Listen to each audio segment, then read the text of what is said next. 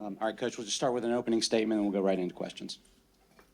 Yeah, so first of all, I want to thank the fan turnout. We had great turnout and great support, and we're appreciative of that. We don't take that for granted. I want to thank the Chick-fil-A and the Peach Bowl. We had a great experience and were treated in a first-class manner. Specifically to the game, just too many moving parts with the staff and with the players against a good team. Too many moving parts, staff and players, to have the type of success that we wanted to have today. I won't get into all the details. I thought the officiating was less than desirable. That first drive, we have the field goal. We run a slant, we get turned around. But I'll move on. I could list out a number of examples, but that's a big play in that game at a critical moment, starting out with a touchdown rather than a field goal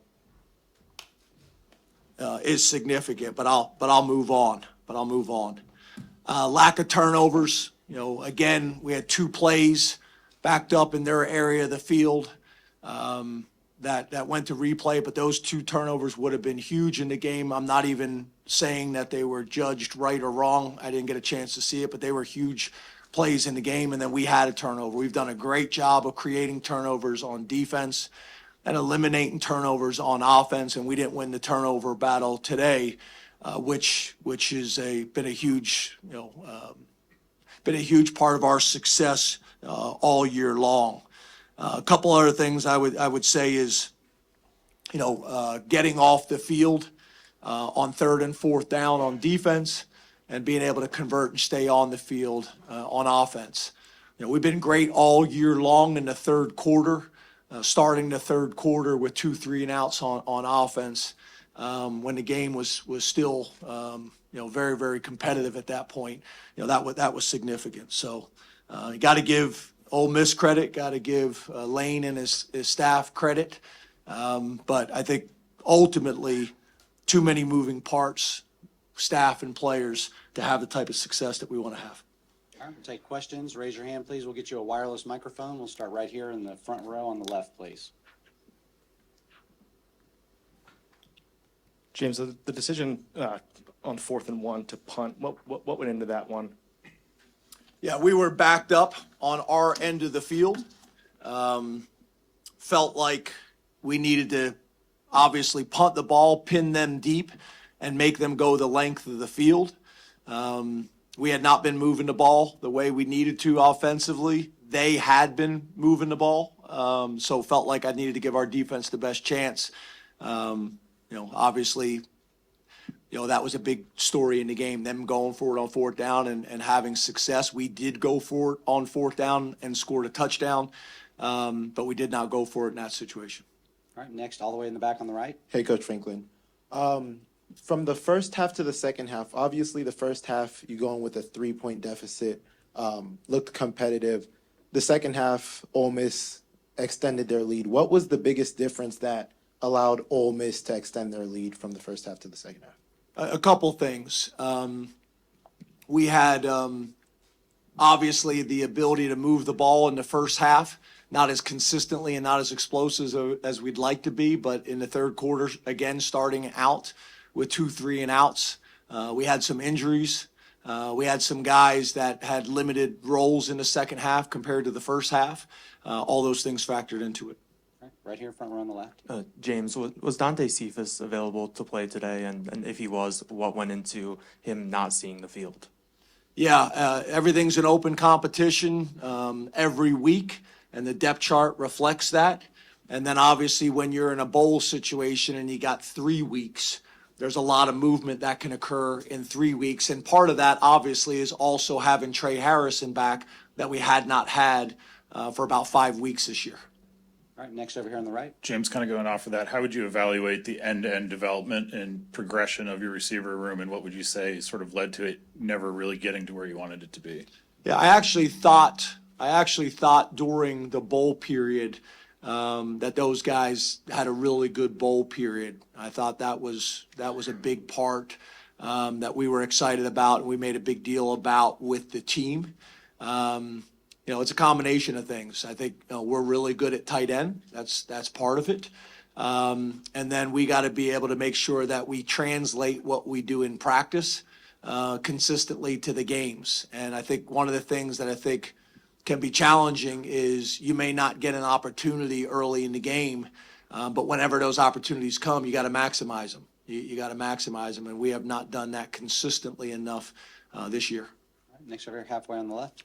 Hi, for KJ and Tyler, you guys have talked at times this season about how you've stuck together through adversity. This is another piece of adversity for you guys here at the end of the season. Coach talked about the transition upcoming. Why is this a group that sticks together, and why do you think that this has been kind of the mark of this season? Yeah, I'll start off. I just think, we go back to what we all been through together, all the hard work we put in together, in the off season, winter workouts, summer workouts. So we reflect on those kind of things and realize that, we get this time, we get limited times, 12 games, 12, 13 games to play with each other. And we make sure we stay together through it all. We'll never, break up on each other. And that's the main thing, staying together through it all. Because when we were, struggling in the workouts, that was the time we had to stay together. So we'll never, never let that break in the middle of a game. Yeah, I'd agree with KJ on that, and then it kind of just starts with our coaching staff and the culture day and distilling us, and then as older guys on the team, making sure we keep that going through the highs and the lows. So just doing that's important. All right, next here, front row on the right. James, the pace that they play with, the tempo, how challenging was that with some of the moving parts? And KJ, what was it like playing in a team that goes that fast? Yeah, so the tempo is challenging early on in the game where we were able to get negative plays, takes them out of their rhythm. But obviously when they're able to play with tempo and have positive plays and build on it, it is difficult to stop. That also goes into how the game is managed is also important. When the ball goes out on their sideline, that is a substitution. And we have the ability to match substitution. And there's a couple times where we're trying to be able to substitute right there to affect their tempo and also to match personnel. We weren't given the opportunity to do that a few times. So tempo is challenging all the time, but you also need to make sure it's being managed correctly and consistently so we know when we can sub and can't. Yeah, and I agree with Coach Franklin on that one. And I think the main thing for me, and a lot of guys that say the same, is getting to play and make sure everybody's on the same page. Because when they're doing hurry up, a lot of guys are just getting up from making a tackle or getting up from doing whatever they were doing on the play. And our main thing, we always want to have our cleats set and be on the same page. And sometimes hurry up, causes disruption with that. And that's the main thing that causes difficulty with that. All right, next here, front row on the right. James, you mentioned the moving parts. How do you think it affected you, like emotionally, energy-wise? Can you comment on your team from that perspective? Yeah, I didn't feel like that was an issue from an energy and a focus standpoint. You guys can speak on that, but I don't think that was an issue. But we had significant players that have played all year long that weren't in that game. And I don't want this to come off the wrong way. I'm not criticizing, but it is what it is. It's the reality. And I think about guys that did play in the game and how appreciative we are, but not only appreciative, there's an opportunity to create value by playing in games as well. Talking to some people, our guys playing against Ole Miss and playing well is also an opportunity. And these things, obviously we need to have some discussions as a team and how we're going to handle these things moving forward. But it was different. You look at last year's game and this year's game, it was different. And we need to have some healthy discussions about that as a staff and as a team and how we want to operate moving forward. All right, we got time for a few more. We'll go next all the way in the back on the left. Hey, Coach, you mentioned those 2 turnovers that were overturned on replay. You guys were disruptive early in this game defensively and seemed to do what you wanted to do defensively really early in this game. What was the adjustment that Ole Miss made that gave you guys trouble kind of there midway through the first quarter and the first half? Yeah, again, I think a couple things that I've mentioned already. I think, obviously early on, we were able to get some negative plays, whether tackles for loss, whether it's zero gain plays, whether it was sacks. Those things, when you're able to keep a team off schedule and not go tempo, those are powerful. Those are powerful. And then I think also, obviously, our offense being able to answer some of those scoring situations and keep the game within a score, within a field goal, is significant. But again, we had some guys in the second half that weren't available. And I think they did a good job. If you watch their game plan, they went after some guys that had not played a ton of football for us this year. And it'll be a great learning opportunity for those guys and for us moving forward. All right, time for a couple more. Let's go on the aisle on the right side here. Coach, in the second half, specifically the third quarter, anything specific Ole Miss did on defense? I know you were able to score any points. Just curious about the Ole Miss defense in the third quarter.